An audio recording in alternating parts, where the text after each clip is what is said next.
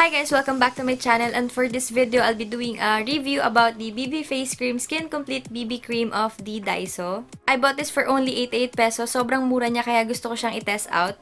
Ang nakuha kong shade is Natural Beige. Ito pala yung itsura ng BB cream sa harap. Nakalagay lang BB Face Cream Skin Complete BB. And sa likod, makikita nyo lang yung instruction, cautions, features, tsaka yung mga ingredients na ginamit sa kanya. This is made from Korea. Open mo lang siya and then nasa squeezy tube na siya. Makokontrol mo yung product, which is a good thing for me. Meron siyang konting scent pero hindi naman siya ganun ka-bothering.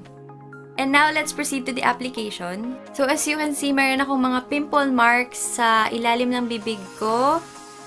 Dito, sa noo, may pimple ako, and sa pisngi. So, tingnan natin kung matatakpan niya yung mga blemishes ko. So, yung consistency niya, hindi naman siya watery, hindi naman siya thick, nasa kalagitnaan lang. Wala pala akong nilagay na kahit ano sa face ko kasi gusto kong i-test out yung product the whole day. Tapos, nagkilay lang ako, syempre, hindi pwedeng mawala ang kilay. Ilalagay ko muna yung product sa left side ng face ko. I'll be using a beauty blender sa left side ng face ko.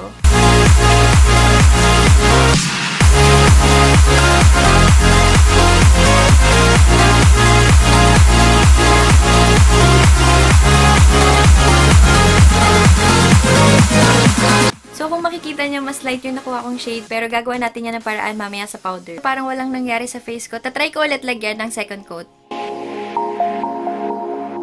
Ngayon pa lang nakikita ko na very light yung coverage niya kasi dalawang coat na pero wala pa rin nangyari. And ngayon naman, i-apply ko na siya sa right side ng face ko using my fingers.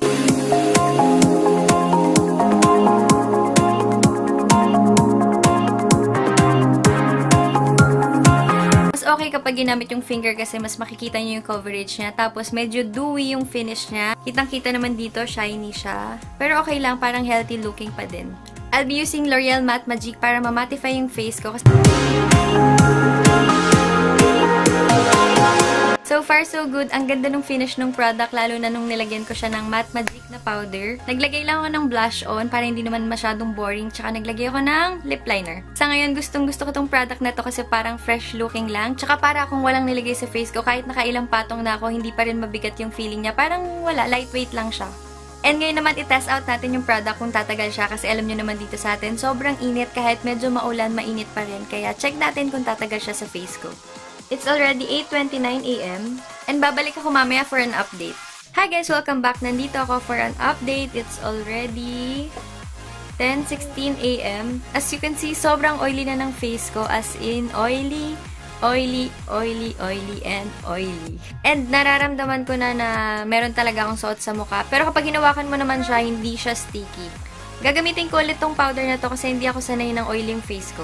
Tapos na pala ako mag-powder and nawala naman yung pagka-oily niya. So maganda siya ulit tingnan. Pansin ko na mabilis siya mag-oil up. Kaya kung ako sa inyo, lagi kayong magdala ng powder. And that's all for my update. And babalik ako mamaya for the last update.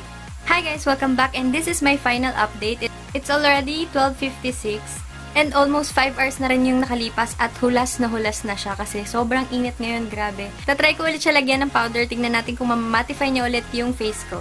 Final thoughts about this product, hindi ko siya may re-recommend kasi sobrang nag-oily siya agad sa face mo, lalo na sobrang init pa sa atin. Pero okay lang naman siya kung gusto mo every hour ka maglagay ng powder, pero ako ayoko ng ganun kaya hindi ko siya may re-recommend sa inyo. And that's all for my final review about the BB Face Cream Skin Complete BB Cream of the Daiso. And sana nagustuhan nyo and sana nakatulong ako and sa susunod ko ulit na video. Bye!